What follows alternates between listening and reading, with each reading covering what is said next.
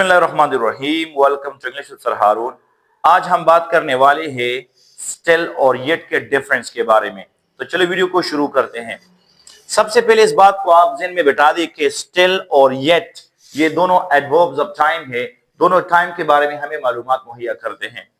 अब आपने इसके डिफरेंस को किस तरह जानना है, तो सबसे पहले हम स्टिल की बात करते हैं प्रेजेंट परफेक्ट के अलावा दूसरे टेंसेस में।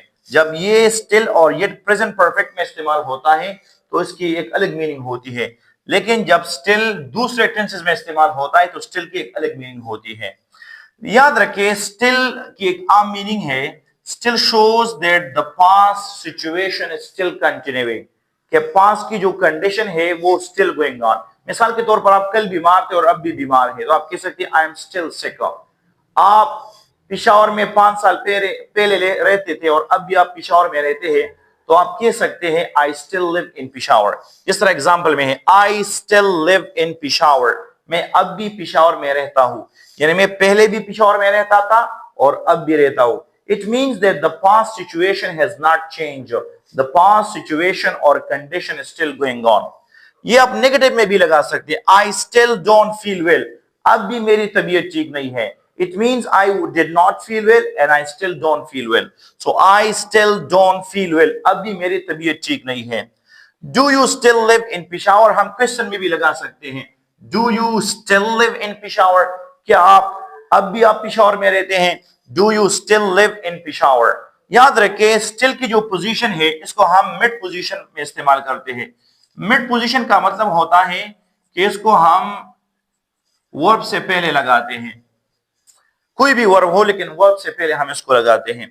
अब याद रखिए, स्टिल और येट जब प्रेजेंट परफेक्ट टेंस में आ जाए फिर इनकी मीनिंग में एक डिफरेंस है। जिस तरह एग्जांपल में आप देखें, I still haven't qualified the test, I haven't qualified the test yet. सबसे पहला जो फर्क है वो ये है कि स्टिल को हम मिड पोजीशन में लगाते हैं और येट को आखिर में फाइनल पोजीशन पे हम लगाते हैं। ये तो एक पोजीशन के लिहाज से डिफरेंस है।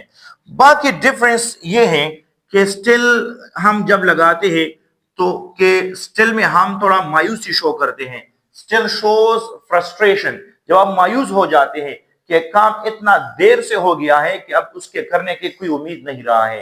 मिसाल के तौर पर कोई कहता है I still haven't qualified the test, मैंने अभी तक टेस्ट क्वालिफाई नहीं की है, यानी अभी तक तो क्वालिफाई नहीं की है और फ्यूचर में भी मेरा कोई उम्मीद नहीं है। I still haven't qualified the test. लेकिन जब आप येट लगाते हैं तो I haven't qualified the test yet का मतलब है that something has not taken place up to now, कि अभी तक कोई काम वाकई नहीं हो चुका है, but it is likely to take place in the future, लेकिन मुमकिन है कि मुस्तकबिल में ये काम हो जाए। तो येट में आप होपफुल होते हैं बल्कि और स्टिल में आप होपलेस होते हैं। Still shows that something has gotten so late that it is not possible और it has created a kind of frustration, इसने किस्म मायूसी पैदा की है। और येट में हम कहते हैं कि कोई काम थोड़ा सा डिले हो चुका है but it is likely to take place in the future. वो एक में हम मायूस होते हैं और दूसरे में हम पुरउम्मीद होते हैं। Thank you for giving me your precious time.